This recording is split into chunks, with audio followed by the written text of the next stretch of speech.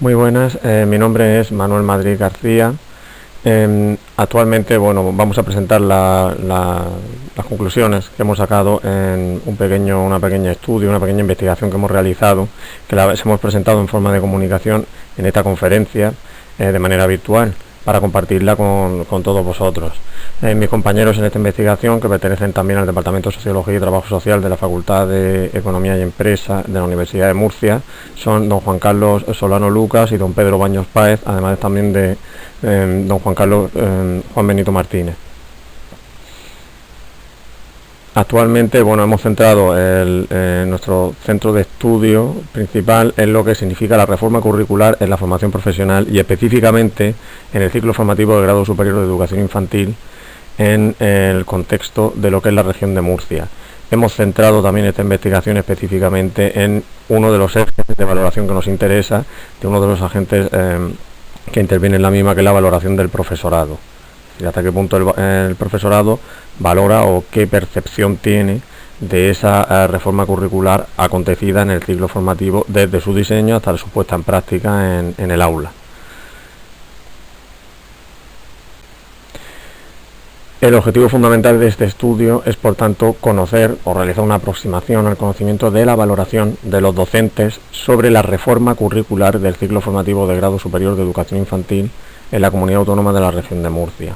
en el cual imparten docencia, tanto en centros privados como en centros públicos, en este sentido, indistintamente si imparten esa docencia en un curso, en primer curso o en segundo curso, en módulos formativos que en principio se impartan en ambos cursos. La hipótesis de partida, viene a confirmar que los docentes de este ciclo formativo valoran positivamente o evalúan adecuadamente, por una parte, que la reforma curricular realizada ha sido adecuada, realizada en el mismo, en este ciclo formativo, y por otra parte, que la actualización del perfil ocupacional del técnico responde a los nuevos requerimientos del mercado laboral, gracias a lo que es esta reforma curricular. Es decir, por una parte, ver el proceso de reforma del propio currículo de este ciclo formativo y por otro, ver el impacto que ese currículo tiene en lo que significa la actualización del perfil ocupacional, en este caso del técnico, el técnico superior en educación infantil.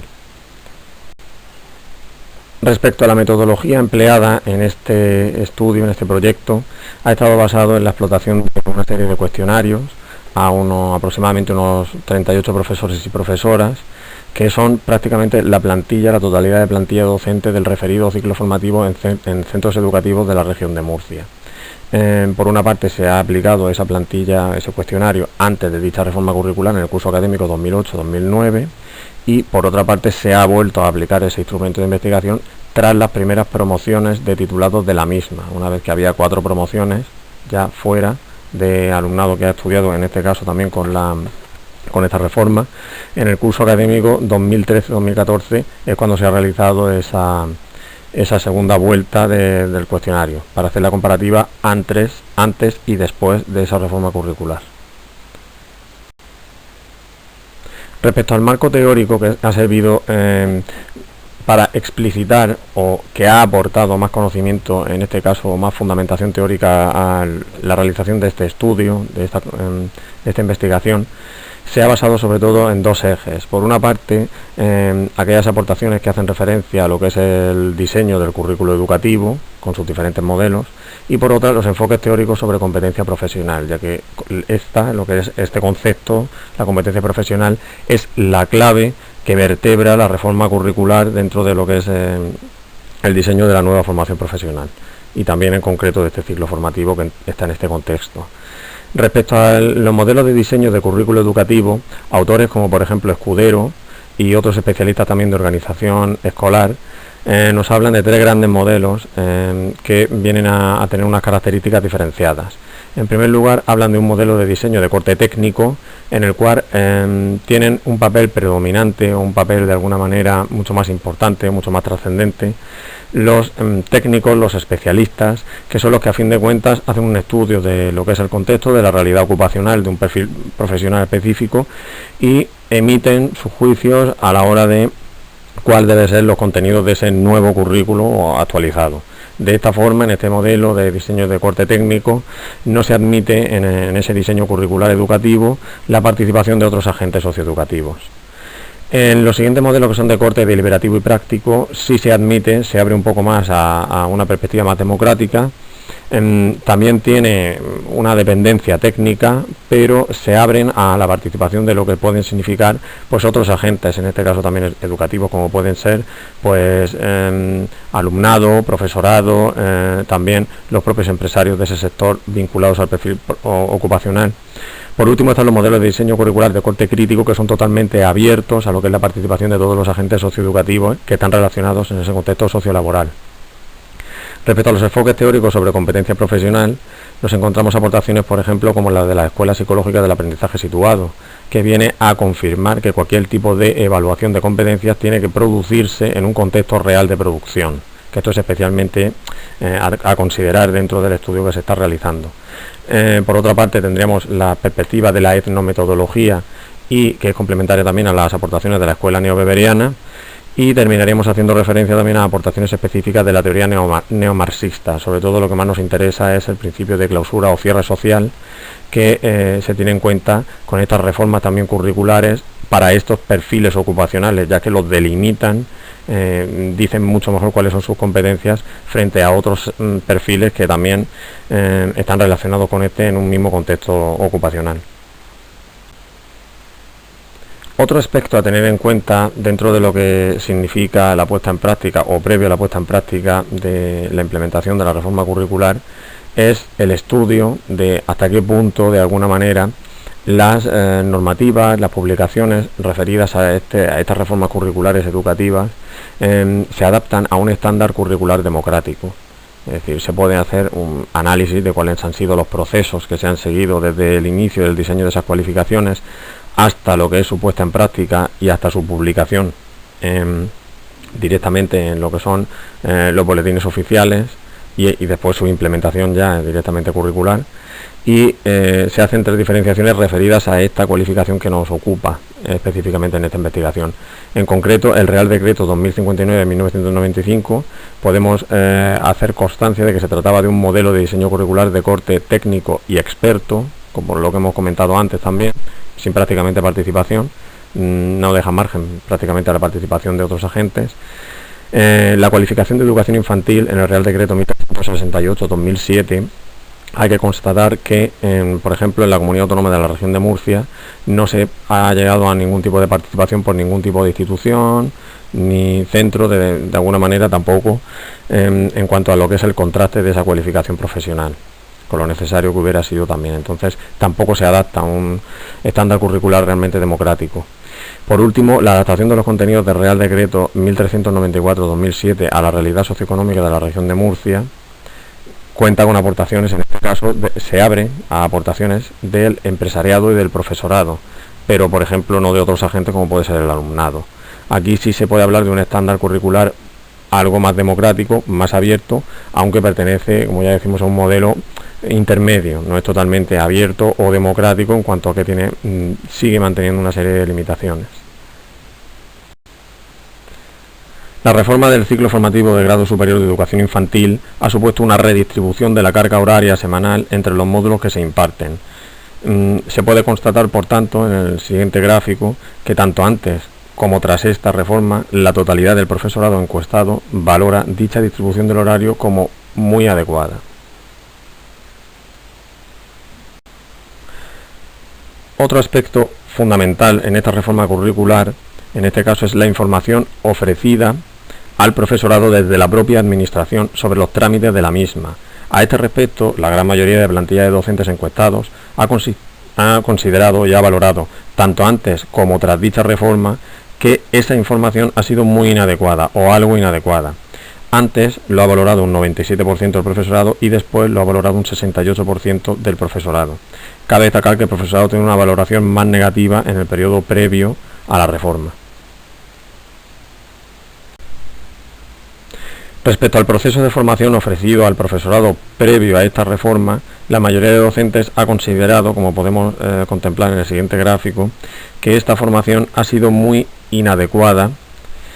sobre todo los docentes encuestados antes de la reforma, que equivalen aproximadamente a un 41% o algo inadecuada. El proceso de diseño curricular, desde la actualización de la cualificación profesional de educación infantil hasta la publicación de sus contenidos en el Boletín Oficial del Estado, se considera en general ni adecuado ni inadecuado por los docentes de este ciclo formativo, aunque cabe reseñar que antes de la reforma existe aproximadamente un 30% de docentes que lo considera inadecuado. Un aspecto fundamental para la aplicación de la reforma curricular es su previa regulación específica por la Administración Pública competente, en este caso por parte de la Comunidad Autónoma de la Región de Murcia, publicándolo en el Boletín Oficial de la Región de Murcia, previo siempre a su puesta en práctica en los centros educativos. En general, este proceso se ha valorado como inadecuado por el profesorado tanto en el curso 2008-2009, un 58% del profesorado, como en el 2013-2014, un 59% del profesorado.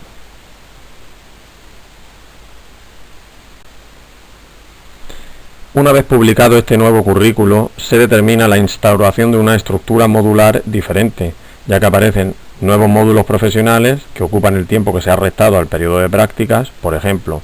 empresa iniciativa emprendedora, inglés, primeros auxilios, etc. Y se plantea una nueva secuencia también de reparto de los módulos entre primer y segundo curso. Respecto a este aspecto,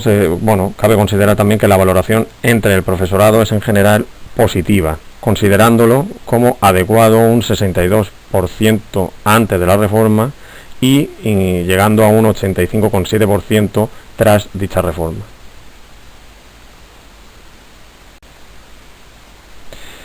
Cabe destacar la apreciación bastante generalizada sobre lo adecuado de esta reforma, tanto antes de la misma, con un 83% del profesorado encuestado, como tras la misma, que llega a un 88,5% el profesorado, para actualizar las competencias del alumnado a los nuevos requerimientos del contexto sociolaboral. De esta forma se puede inferir que hay una apreciación bastante alta del profesorado respecto a las aportaciones que finalmente supone la puesta en práctica de esta reforma curricular en cuanto a lo idóneo para el alumnado, en cuanto a su respuesta o en cuanto a su inclusión sociolaboral posterior. La duración de este módulo profesional es uno de los aspectos fundamentales de la reforma y previo a la misma contaba con 720 horas, la duración del periodo de prácticas de carga lectiva, que son valoradas de forma bastante adecuada por la mayoría del profesorado encuestado, un 53% antes de la reforma. Sin embargo, tras la reforma del ciclo formativo, la opinión mayoritaria, un 58,4%, considera dicha duración como inadecuada o excesiva, optando por la necesidad de reducir la misma. Una vez implementada esta reforma curricular, la duración del periodo de prácticas se reduce sustancialmente a prácticamente la mitad de carga lectiva que tenía antes de la reforma y pasa a tener 400 horas. A este respecto cabe destacar que el 44,4% del profesorado encuestado considera que faltarían horas, proponiendo aumentarlas, aunque por debajo de la duración anterior de las 720 horas, y que el 48,1% aproximadamente valora que la duración es adecuada.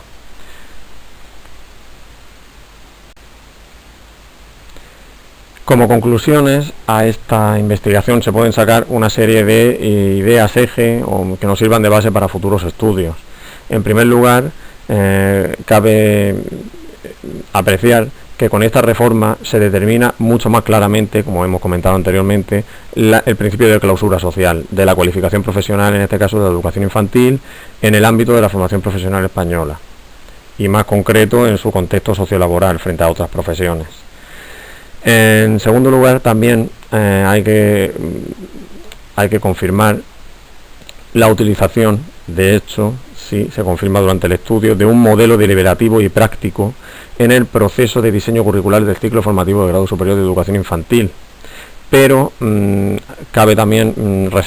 cabe destacar que tiene toda una serie de limitaciones, ya que se menoscaba el pretendido carácter democrático al no quedar totalmente, al ser un modelo limitado y no quedar totalmente abierto a la participación de otros agentes, como puede ser el alumnado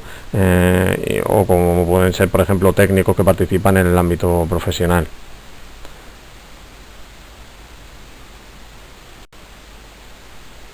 Una vez realizado este estudio, también se puede concluir de que las valoraciones del profesorado encuestado coinciden en general respecto a la consideración como inadecuada de una serie de aspectos como son la información recibida desde las autoridades públicas previa a la reforma curricular,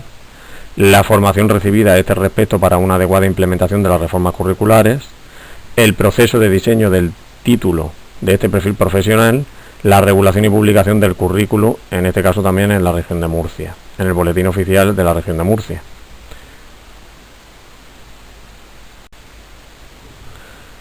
La mayor parte del profesorado, por otra parte, considera adecuada la introducción de nuevas materias o módulos profesionales y la actualización de las competencias del alumnado para facilitar su inserción ocupacional. Con todo ello, para terminar, dentro de las conclusiones podemos decir, se puede especificar que la hipótesis inicial está verificada parcialmente en esta investigación, ya que el profesorado ha valorado positivamente, por una parte, los efectos de esta reforma en la formación por competencias del alumnado, pero todo lo que significa el proceso seguido en el diseño y publicación de esta reforma curricular se ha considerado en general inadecuado y bastante mejorable. Para finalizar, simplemente comentar que lo que se ha pretendido con esta investigación es hacer una muy somera o muy breve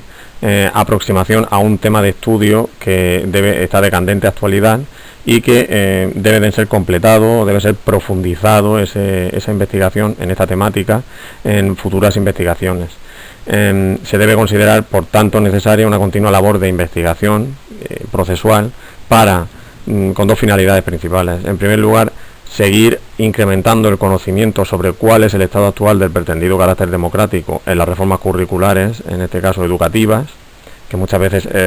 se queda en el tintero o se queda en lo escrito, el pretendido carácter democrático, y lo que hay que llevar realmente es a una verificación del nivel real de participación de los diferentes agentes educativos. Por otra parte, también habría que seguir investigando para analizar las valoraciones de estos agentes, es decir, qué es lo que piensan, cómo valoran estos propios agentes socioeducativos, los que intervienen en el proceso socioeducativo directa e indirectamente, y hay que por ello también establecer toda una serie de cauces para la participación de los mismos durante todas las fases de cada una de esas reformas curriculares, que van desde el diseño de la misma hasta la implementación en el aula, y una evaluación continua y necesaria de la misma. Muchas gracias por su atención.